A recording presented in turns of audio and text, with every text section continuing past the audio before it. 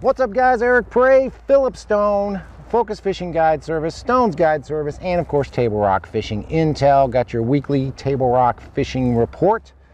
We're up here at Shell Knob today. We went out and shot a little video this morning on that deep swim bait bite. We'll be getting that on the Table Rock Fishing Intel here within the next few days.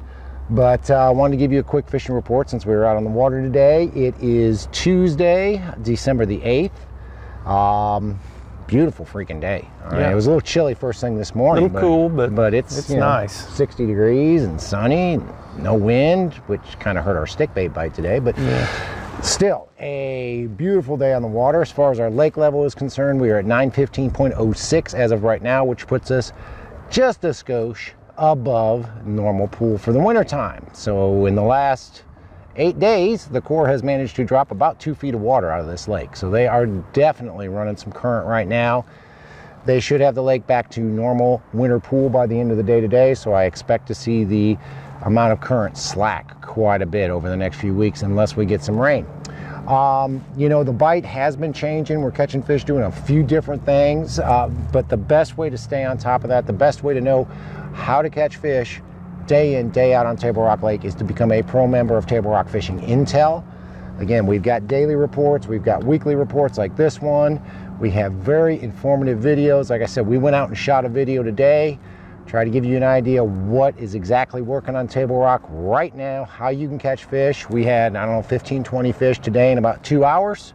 So definitely what we were talking about there is working. So the best way to know what's going on every day on Table Rock Lake is to become a pro member of Table Rock Fishing Intel and get all that information that you need to have to catch fish when you come to the lake. But if you are coming to the lake and you're going to fish the lower end, couple of good bites going on down there right now. The deep bite has been very strong. You know, a lot of guys catching them.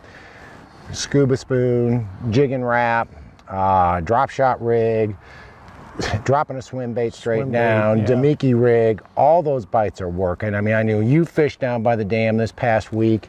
What would you say was probably your best bite down there? The best bite, and it depends on the day. The jig and wrap and the jewel scuba spoon are right there in the top two. And you know, anything shad related, the fish are really relating to the shad right now. So where you find the shad, you're going to find the fish. So where are you finding most of the shad when you're down there? Most of the fish are halfway to 3/4 of the way in the backs of the creeks. Most of the time they're in the middle in those guts, you know, out suspended usually. Kind of hanging on trees and around the trees. Yep. Trees and the shad are the two biggest things you want to look for right now. Pretty typical winter pattern for Table Rock right now. You know, these fish are going to be hanging in those guts of the creeks, around those trees, looking for shad. School of shad comes through and you're going to get a lot of bites. That's just what happens this time of year. We are catching a few casting a swim bait as well. They are out a little bit deeper than you would normally think to cast a swim bait, and that's kind of what we did up here, targeting these same fish that are in those treetops, but the ones that are up a little bit higher that you can't really get the boat right over top of and drop on, you can catch them throwing a Kitech on a gem shad head or on a heavier swim bait head over top of those trees in that 15 to 25 to even 35 foot range where it's hard to get on top of and drop on them.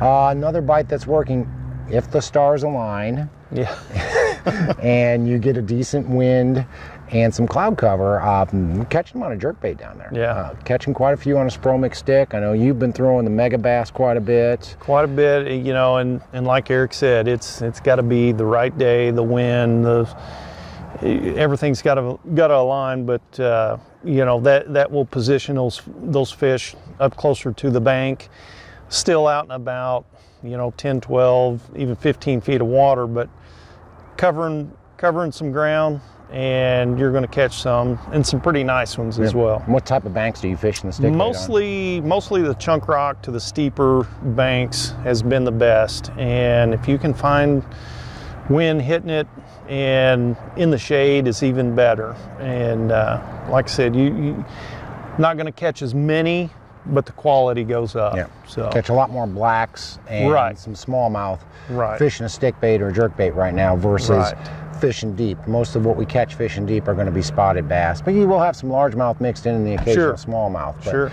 Most of the fish we're catching are going to be spots when we're out there fishing deep.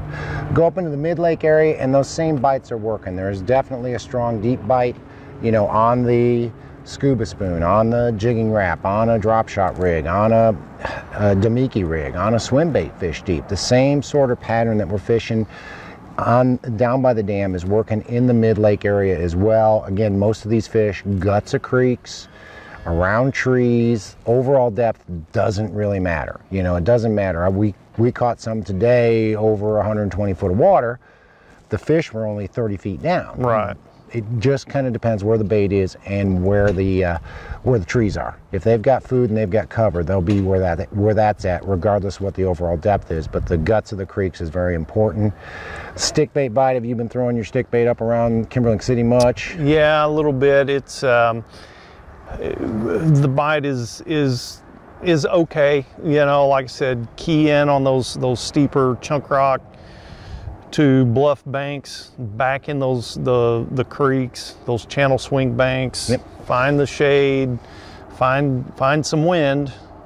That is key, but there will be some fish there. Yep, and then a jig bite. I've been catching them on the Pro Spider jig, quite a few around boat docks.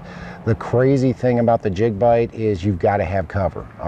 You know, a day like today where it's sunny, no wind, those fish are going to be sucked back in under those docks. They'll be up under those boat lifts even. So you've got to make accurate pitches. You've got to be willing to lose a fish to catch a fish is the best way to look at it. You know, throwing over top of a boat lift to get back into where those fish are hiding if you're going to fish a jig right now. So there is a good jig bite. I've been catching them on Okeechobee Blue as usual and Bass Whacker matched up with the Speed Craw. Using the heavier 7/16, I feel like those fish will react to that bait with the water cooling down a lot better, but we are catching them on a jig in the Kimberling City area as well. Go up into the James, and really the James has a great jig bite going on right now. Catching a lot of fish around boat docks and around brush piles up the James. You know, some of those shallower brush piles that we like to fish in the summertime, those 10 to 12 foot deep brush piles, are holding fish again. These fish really want to move up shallow. They really want to feed shallow, especially in that off-colored water of the James. And I've been catching quite a few fish on the Pro Spider jig again in those brush piles. Have you been throwing your stick bait or crankbait or anything up there? I have, yes. The jerk bait bite again is working, you know, a little bit better up in the James. It's you're still getting into that warmer water up there. It's and fish are a little more active. It's got a little more color to it, and it works really well up there. So we've been, and I haven't really caught very many on a crankbait. I don't know about you, but I've heard of some guys catching them on the rock crawler and the wiggle wart and that sort of thing. But really, the couple of times I've been up there, I have not been able to get that bite to go. I'm doing better with a jerk bait or doing better with a jig up the James right now versus a crankbait. And I can tell you the A-rig bite is probably just we continue to see the water temperature drop, and I forgot to mention the water temperature early. Today we saw right around 54 all day up here. That's pretty much a standard. You're seeing a range from anywhere from about 52 to about 56, depending on the part of the lake you're on, depending on how cold it was the night before. But we continue to see these water temperatures drop, and that A-rig bite's really going to kick in probably within the next couple of weeks. So keep that in mind as well.